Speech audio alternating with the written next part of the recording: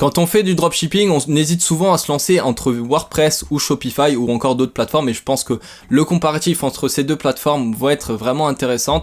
On va voir dans quel cas c'est plutôt intéressant de se lancer sur WooCommerce et dans quel cas c'est plus intéressant de se lancer sur Shopify. Donc tout d'abord, on va commencer par les avantages que présente Shopify, ensuite on va voir les inconvénients, puis après on va parler de WordPress avec WooCommerce.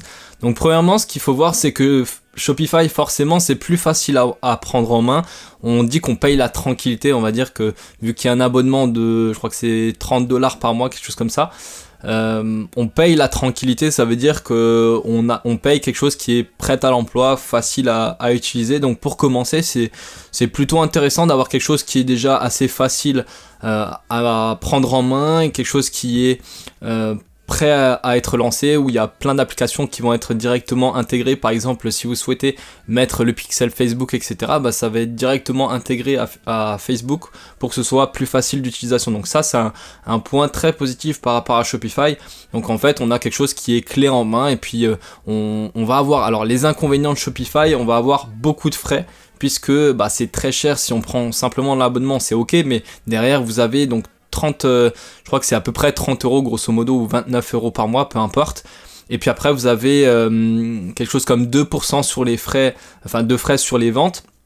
Donc si vous faites 1000 euros par mois de chiffre d'affaires, c'est correct, c'est ok, si vous payerez pas grand chose, mais le but c'est pas de faire simplement 1000 euros par mois de chiffre d'affaires, c'est de faire beaucoup plus. Donc forcément vous aurez, si vous faites 1000 euros de chiffre d'affaires par jour, ça équivaut à 30 000 euros par mois. Ça vous fait, si vous avez donc 10%, ça ferait 3000, 1% ça ferait 300, et donc il y a 2%, donc ça fait dans les 600, grosso modo. Allez, on va dire, même si c'est 500 euros de frais, ça fait déjà quand même assez conséquent. Et là on est que sur des chiffres entre guillemets petits, donc c'est quand même assez conséquent. Et ce qui est très problématique surtout, c'est que vous êtes dépendant de Shopify. Ça peut être vraiment quelque chose de problématique. Alors on le sent pas forcément au début, puisque on va dire que au début, vu que vous faites pas de vente, etc., il n'y a pas trop de problème, mais pour un oui ou pour un non, Shopify peut décider de vous désactiver votre boutique, puisque vous faites en quelque sorte une location à Shopify. Ça veut dire que vous n'êtes pas réellement propriétaire à 100% de votre boutique. Donc c'est compliqué derrière. Si vous avez un problème, ça peut être n'importe quoi. Shopify décide de, par exemple, bloquer votre site parce qu'ils disent que vous copiez une autre personne, alors que ça peut être l'inverse, ça peut être la personne qui vous copie. Elle décide de vous envoyer ce qu'on appelle une DMCA. Donc une DMCA, c'est en gros une réclamation qui explique que vous copiez la personne. Nous, ça nous est déjà arrivé sur une boutique qu'une personne avait fait ça, et vous ne pouvez rien faire puisque c'est Shopify qui décide de vous couper le site. Même s'ils ont accès, ils voient les dates de modification des fiches produits, je ne sais pas comment ils font, mais bref, ils ont pris la décision de nous couper un site du fait qu'ils disaient qu'on copiait quelqu'un, alors que c'était pas vrai. On avait tout fait, même les photos, on avait tout fait par nous-mêmes, et c'était ce concurrent-là qui nous avait pris les photos. Alors je sais pas comment ils ont fait pour prendre cette décision-là, puisqu'ils peuvent voir eux derrière que nous on a fait la fiche produit avant cette personne-là. Bon, c'est comme ça, mais vous pouvez pas faire grand-chose. Donc après, si vous pouvez peut-être faire des poursuites, mais encore une fois, c'est une question de temps. Vous n'avez pas la possibilité de mettre de l'énergie et du temps dans des choses comme ça, surtout si c'est quelques milliers ou dizaines de milliers d'euros. Des fois, vaut mieux essayer de passer à autre chose plutôt que de prendre du temps là-dessus. Ensuite, on a quelque chose qui est compliqué de personnaliser, parce que forcément, vous n'avez pas la main sur tout. Vous pouvez pas modifier le checkout. Donc le checkout, la page de paiement, ça veut dire. Donc derrière, vous pouvez pas faire ce que vous voulez. Vous pouvez pas mettre les upsells comme vous le souhaitez, etc. Donc c'est compliqué. Vous avez quelque chose qui est certes clé en main, mais vous avez un produit qui est pas 100% customisable et dont vous êtes dépendant. Donc pour moi, en fait, si vous voulez, il y a des points très positifs quand vous commencez. C'est bien de commencer avec Shopify, mais ça peut être vraiment très compliqué quand vous essayez d'avoir quelque chose de vraiment périn et un gros business derrière. Alors il y a plein de sites qui sont sous Shopify, plein de grosses marques. Ça veut pas dire pour autant qu'ils vont être embêtés, c'est sûr, mais disons que dans certains cas, ça peut être problématique, et c'est pour ça que Je suis mitigé par rapport à Shopify, mais pour commencer, c'est très bien. J'ai commencé avec Shopify aussi, c'est très bien, c'est accessible, c'est fluide, tout est facile d'accès, etc. Vous avez des templates pour tout, donc c'est correct. Maintenant, il faut toujours prendre en compte ces inconvénients. Si maintenant vous faites déjà de l'argent, vous pouvez regarder ces inconvénients. Si vous commencez, je vous conseille d'aller directement avec Shopify et de ne pas vous prendre la tête. Maintenant, on va prendre WooCommerce. Alors, il y a énormément d'avantages d'être sur WooCommerce. Premièrement, votre site sera plus rapide. Donc quand on sait que la vitesse d'un site, ça joue énormément sur le taux de conversion, je crois que c'est 10% de taux de conversion que vous perdez par seconde de chargement en plus. Je crois que c'est une stat comme ça, je ne l'ai plus en tête, mais bref, vous avez compris où je veux en venir. Ensuite, vous avez un site qui est beaucoup plus personnalisable puisque vous faites exactement ce que vous voulez. Vous avez moins de frais puisque simplement vous avez zéro abonnement.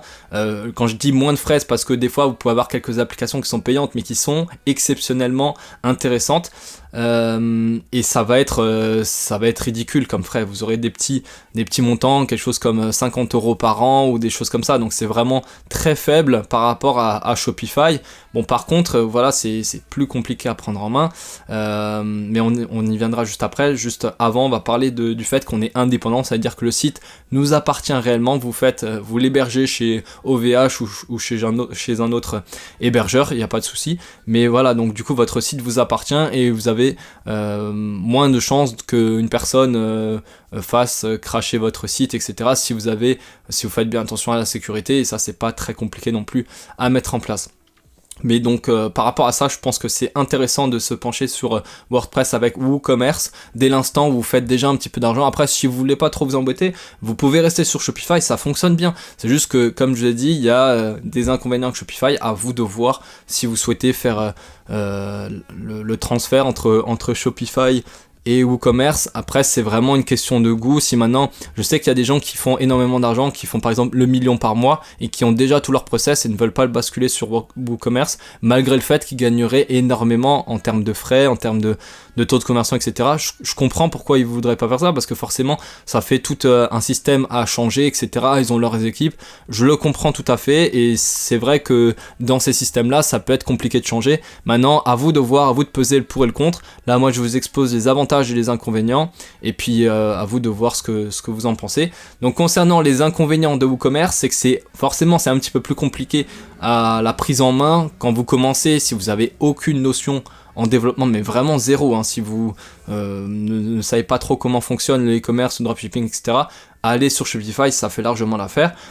Puisque l'interface de WordPress elle est un petit peu plus compliquée, un petit peu moins visuelle. Alors ça veut pas dire que c'est très très compliqué, attention, c'est juste plus compliqué que Shopify. Shopify c'est hyper simple, vous pouvez pas vous tromper, tout est bien indiqué étape par étape. WordPress, faut un petit peu chercher, mais c'est pas non plus bien compliqué, hein. Vous avez une intégration aussi qui est pas forcément évidente, puisque des fois vous devez toucher un petit peu au code. Bon, après c'est rien de bien méchant, mais disons qu'il faut connaître quand même ces situations-là, il faut en avoir conscience, mais vous avez aussi énormément d'avantages. Enfin, les avantages pour moi, vous prenez même un seul point, là je vais juste revenir dessus, vous prenez juste un des points, des 3 ou 4 points, là j'en ai mis 4, mais je l'ai mis en 3 points, puisque sinon j'avais pas assez de place, j'aurais dû faire une autre diapo, mais voilà, donc c'est 4 points positifs. Peut-être que j'en ai même oublié d'ailleurs, mais je pense que j'ai fait de toute façon les principaux points. Même un seul de ces points-là, ça pourrait suffire à basculer sur WooCommerce. Et en plus, là, donc vous en avez 4 points positifs qui sont hyper importants. Donc à vous de voir après. Donc comme je l'ai dit, on va conclure aussi par rapport à ça. Ça va dépendre de votre expérience. Si vous commencez, je vous conseille vraiment de commencer avec Shopify. Ça ira très bien. Ensuite, ça va dépendre de votre projet, de vos ambitions. Moi, il y a, je crois, 1 an de ça, j'avais relancé un site sous Shopify. Alors, malgré le fait que j'étais 100% WooCommerce avec mon associé, on avait lancé un site sous Shopify parce que simplement, en 1 heure, on avait fini tout le site. Sur Shopify, tout était vraiment clé en main, les intégrations étaient faciles, tandis que sur WordPress avec WooCommerce, ça peut être un peu plus long des fois, certaines choses, des outils de tracking, etc. peuvent ne pas être inclus facilement. Quoique maintenant, en 2023, il y a quand même pas mal de choses qui sont déjà intégrées. Mais bon, voilà, tout ça pour vous dire que ça dépend en fait de vous, de votre expérience, de vos choix, mais vous prenez pas trop la tête par rapport à tout ça, hein. Regardez les avantages, les inconvénients que je vous ai proposés. Après, à vous de faire votre choix, mais en soi, les deux fonctionnent très bien, et puis Puis voilà, c'est juste, prenez en compte le fait que avec Shopify, vous payez votre tranquillité.